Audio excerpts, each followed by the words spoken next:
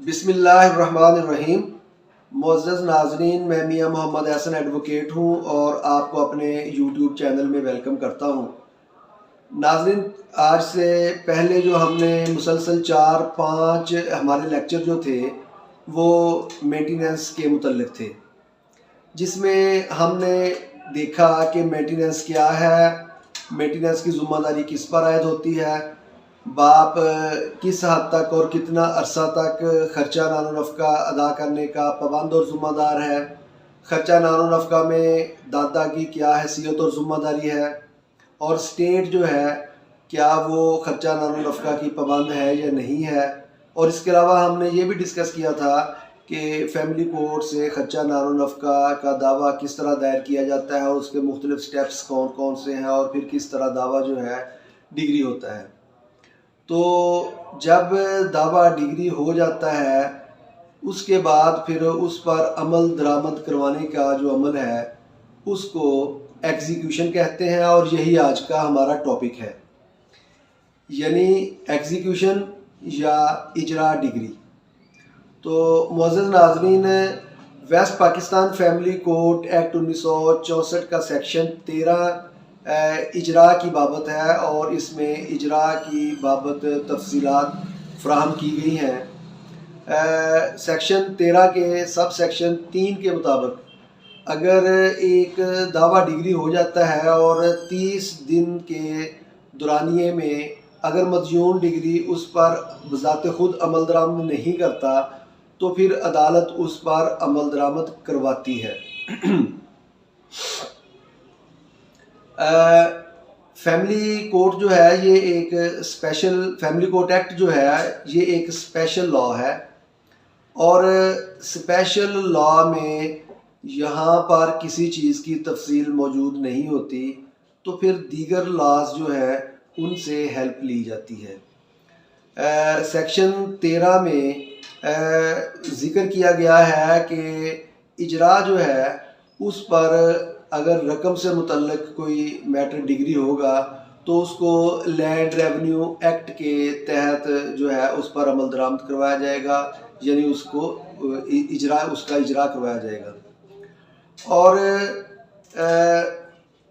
جو land revenue act ہے اس میں اگر کوئی مدیون جو ہے وہ ڈگری پر عمل درآمد نہیں کرتا تو اس کی سزا صرف 1 ماہ ہے، جبکہ مختلف جو ہائر کورٹس ہیں انہوں نے اپنے فیصلہ جات میں یہ بات باور کروائی ہے، یہ حکم صادر فرمایا ہے کہ اگر فیملی کورٹ کے آرڈر میں کورٹ جو ہے وہ اسپیسیفکلی یہ مینشن نہیں کرے گی کہ اس کی اجرا جو ہے وہ لینڈ ریونیو ایکٹ کے تحت کروائی جائے گی، تو پھر اجرا جو ہے ضابطۂ دیوانی کے تحت کروائی جائے گی، کیونکہ ضابطۂ دیوانی جو ہے اس کو تمام قوانین کی ماں کہا جاتا ہے، اور جو بھی اسپیشل لاز یا قوانین ہیں جب وہ کسی معاملے میں خاموش ہوتے ہیں تو پھر جو اس ہیلپ جو ہے وہ فیملی کورٹس وغیرہ کے جو معاملات ہوتے ہیں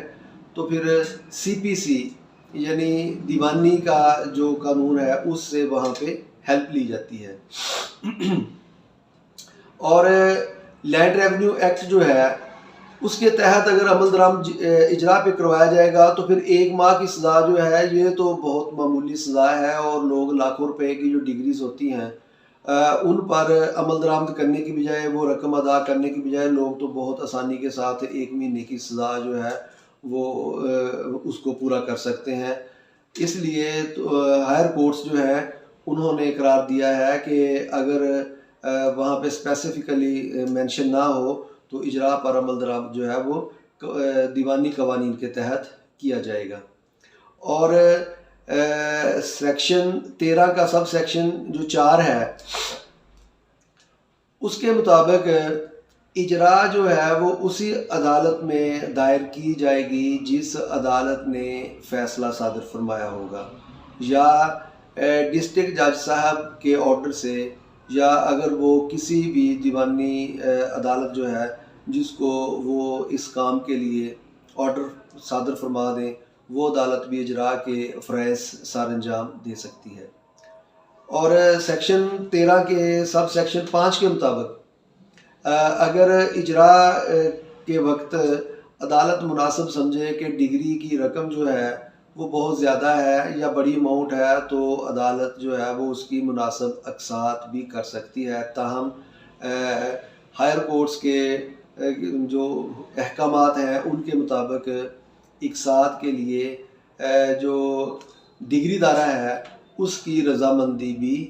اس میں شامل ہونا ضروری ہے۔ یعنی جو ڈگری دارہ ہے اگر وہ رضامند نہیں ہوگی تو عدالت اپنی مرضی کے ساتھ اس کی اقساط نہیں کر سکتی۔ اس کی اقساط کرنے کے لیے ڈگری دارہ کی رضامندی کو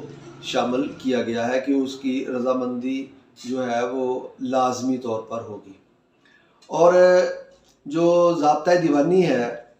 اس میں اجراء جو ہے اس کو آرڈر 21 جو آرڈر 21 ہے وہ سارا اجراء کے متعلق ہے۔ آرڈر 21 بڑا کمپریہنسو آرڈر ہے جس میں بہت زیادہ جو ہے وہ اس کی ٹیکنیکلٹیز ہیں اور اس کے مختلف جو معاملات ہیں ان کو ڈسکس کیا گیا ہے۔ آپ یہ اس سے اندازہ فرمائیں کہ آرڈر 21 جو ہے اس کے 104 رولز ہیں اور تمام کے تمام اجراء کے ہی متعلق ہیں۔ یعنی اجراء کو آرڈر 21 میں بڑی تفصیل کے ساتھ جو ہے وہ ڈسکس کیا گیا ہے۔ آرڈر 21 جو ہے اس کے رول 11 کی روح سے اگر رقم جو ہے وہ اگر ڈگری جو ہے وہ رقم سے متعلقہ ہوگی، اگر عدالت نے جو حکم صادر فرمایا ہے یا ڈگری جو دعویٰ ڈگری کیا ہے اگر وہ رقم سے متعلق ہوگا تو اس کے لیے رول 11 کے مطابق علیحدہ سے اجراء فائل کرنے کی ضرورت نہیں ہے، اور بوقت ڈگری اگر ڈگری دارہ زبانی طور پہ عدالت کو درخواست کرے یا ریکویسٹ بھیجے تو عدالت جو ہے وہ مدیون کو اسی وقت گرفتار کر سکتی ہے۔ اس پر جو رول 11 جو ہے اس پر عمل درآمد بہت کم ہوتا ہے، کیونکہ عام طور پر ڈگری دارہ کی طرف سے یہ ریکویسٹ بہت کم کی جاتی ہے۔ بہرحال یہ آرڈر 21 کا رول 11 جو ہے یہ ابھی بھی موجود ہے اور اس پر عمل درآمد ہو سکتا ہے، اور بجائے اجراء تحریری طور پر فائل کرنے کے اگر زبانی طور پر بھی عدالت کو ریکویسٹ کی جائے تو رول 11 کے تحت عدالت جو ہے وہ اس کو گرفتار جو مدیون ہے اس کو موقع پر گرفتار کر سکتی ہے۔ اور اسی طرح آرڈر 21 کا جو رول 30 ہے اس کے مطابق عدالت ایک ہی ٹائم میں جو مدیون ہے اس کی پراپرٹی کو بھی قرق کر سکتی ہے، خواہ وہ موویبل پراپرٹی ہو یا اموویبل پراپرٹی ہو، یعنی منقولہ اور غیر منقولہ جائیداد جو بھی مدیون سے متعلقہ ہوں گی ان کو قرق بھی کیا جا سکتا ہے، اور بیک وقت مدیون ڈگری جو ہے اس کو گرفتار بھی کیا جا سکتا ہے۔ عام طور پر دیکھنے میں یہ آیا ہے کہ عدالت ایک ٹائم میں صرف ایک کارروائی کرتی ہے، اور اگر ریکویسٹ کی جائے تو وہ کہتے ہیں کہ پہلے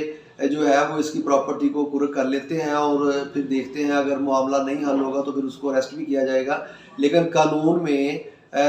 آرڈر 21 کے رول 30 کی روح سے یہ دونوں جو کام ہیں یہ بیک وقت بھی ہو سکتے ہیں اور اس میں کوئی امر مانے نہیں ہے۔ اور اسی طرح آرڈر 21 کے رول 23 کے مطابق اگر مدیون جو ہے وہ اجراء کی بابت کوئی عذرداری فائل کرتا ہے تو جو رول 23 ہے وہ یہ کہتا ہے کہ پہلے مدیون جو ہے وہ اس ڈگری جو ہے اس کی اماؤنٹ جمع کروائے گا یا اس کی بابت سیکیورٹی داخل کرے گا، کوئی ضامن دے گا جو اس بات کا ذمہ دار ہوگا کہ عذرداری کے فیصلہ کے بعد جو رقم جو ہے وہ اگر مدیون ادا نہیں کرتا وہ بھاگ جاتا ہے تو ضامن جو ہے وہ اس کی ادائیگی کا مکمل طور پر پابند ہوگا۔ اور آرڈر 21 کے رول 48 یعنی 48 کی روح سے عدالت جو ہے اگر مدیون سرکاری ملازم ہے تو اس کی تنخواہ کرک کر سکتی ہے، اور اس کی تنخواہ کی کرکی جو ہے وہ سیکشن 60 جو سی پی سی کا سیکشن 60 ہے اس کے مطابق جو ہے وہ اس کی تنخواہ کو کرک کیا جا سکتا ہے۔ سیکشن 60 کیا ہے؟ سیکشن 60 سی پی سی کی سب سیکشن آئی کے مطابق اگر مدیون تنخواہ دار ملازم ہے تو عدالت جو ہے وہ اس کا جو آفیسر انچارج جو اس کو سیکشن آفیسر جو اس کو تنخواہ دیتا ہے اس کو لیٹر بھیج سکتی ہے کہ وہ اس کی تنخواہ جو ہے اس کو کرک کرے، اور اس کا طریقہ کار سیکشن 60 کے مطابق یہ ہے کہ وہ پہلے اس کی تنخواہ کا پہلا 100 روپیہ، اور اس کے بعد جو باقی رقم بچے گی اس کی نصف تنخواہ ایک ٹائم میں اس کو کرک کیا جا سکتا ہے، یا ماہانہ طور پر اس کی ایک ساتھ بنائی جا سکتی ہے۔ یہ 100 روپیہ کی جو بات ہے وہ یہ کہ یہ چونکہ سی پی سی جو ہے وہ یہ بہت 1908 کا قانون ہے، اور جس وقت یہ قانون بنایا گیا تو اس وقت 100 روپے کی ایک اہمیت تھی، اور آپ سمجھنے کے لیے صرف اتنا ہی جو ہے اس پہ غور کر لیں کہ ملازم جو ہے اس کی نصف تنخواہ ایک ٹائم میں کرک کی جا سکتی ہے، اس کی مکمل تنخواہ جو ہے وہ کرک نہیں کی جا سکتی۔ ماہانہ اس کی آدھی تنخواہ جو ہے اس کو کرک کیا جا سکتا ہے، اور اگر بالفرض ایک مدیون جو ہے اس کے خلاف 2 ڈگریاں ہوں تو اگر اس کی نصف تنخواہ ایک عدالت کے آرڈر سے کرک کر لی جا چکی ہو تو پھر اگر دوسری عدالت سیکشن آفیسر یا جس نے پے بھیجنی ہوتی ہے اگر اس کو ریکویسٹ بھیجے تو پھر اس سے وہ معذرت کر سکتا ہے کہ چونکہ اس کی نصف تنخواہ جو ہے یہ آلریڈی کرک کی جا چکی ہے، اور ایک ٹائم میں اس کی مکمل تنخواہ جو ہے اس کو کرک نہیں کیا جا سکتا۔ اور سی پی سی کی سیکشن 47 جو ہے اس میں یہ قرار دیا گیا ہے کہ اگر اجراء کے متعلق کوئی تنازع پیدا ہوگا فریقین کے مابین تو پھر عدالت اجراء جو ہے وہ ان تمام تنازعات کا فیصلہ کرے گی، اور اس کے لیے کوئی پارٹی جو ہے وہ الگ سے دعویٰ دائر نہیں کرے گی۔ اس میں اس بات کو ملحوظ خاطر رکھا گیا ہے کہ یہ نہ ہو کہ جب اجراء کی سٹیج پہ معاملہ آئے تو پھر کوئی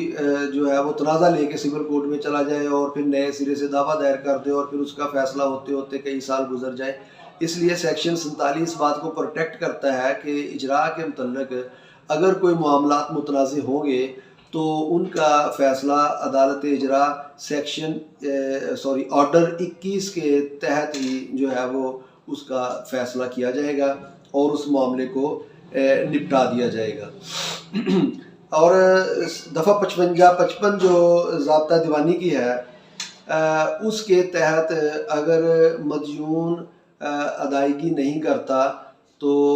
عدالت جو ہے پھر اس کو 1 سال کے لیے سول جیل میں بھیج سکتی ہے، اور 1 سال کا دورانیہ پورا کرنے کے بعد پھر دوبارہ اس کو جیل نہیں بھیجا جا سکتا۔ اسی لیے عام طور پہ لوگ جو ہیں آج کل ایک عام ٹرینڈ بن چکا ہے کہ مدیون ڈگری جو ہیں وہ کہتے ہیں کہ جی ہم نے ڈگری ادا نہیں کرنی، ہم نے 1 سال کی جو ہے وہ جیل کاٹ لینی ہے، تو وہ اپنی رضامندی سے اپنی گرفتاری دے دیتے ہیں اور جیل چلے جاتے ہیں۔ اب دیکھنا یہ ہے کہ کیا 1 سال کی جیل بھگتنے کے بعد کیا جو ڈگری ہے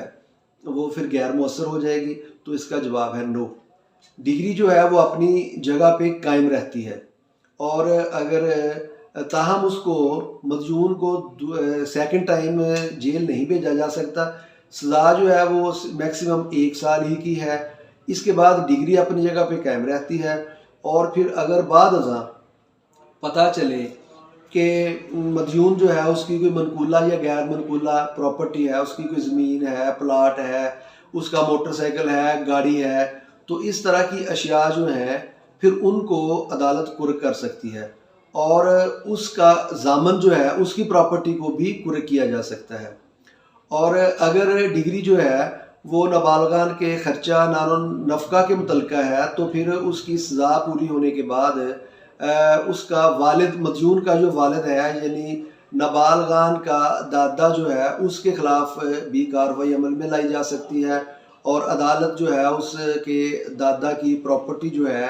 اس کو بھی کرک کر سکتی ہے۔ اور پھر بعد ازاں اس کو سیل بھی کیا جا سکتا ہے، اور اس کو سیل کرنے کے بعد عدالت اس کی رقم جو ہے وہ نابالغان کو ڈگری میں دلوا سکتی ہے۔ تو اب ایک معاملہ یہ ہے کہ اگر اجرا جو ہے